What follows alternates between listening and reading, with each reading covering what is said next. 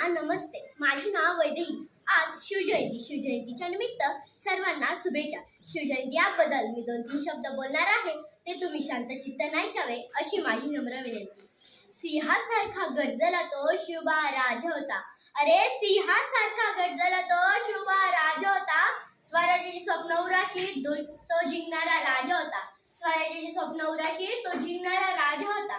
धर्म न्याय प्रजेसाठी त्याने तलवारीचा वारा केला. धर्म न्याय प्रजेसाठी त्याने तलवारीचा वारा केला.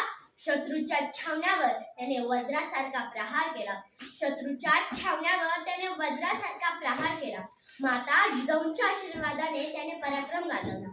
माता जिजाऊंच्या आशीर्वादाने त्याने पराक्रम गाजवला.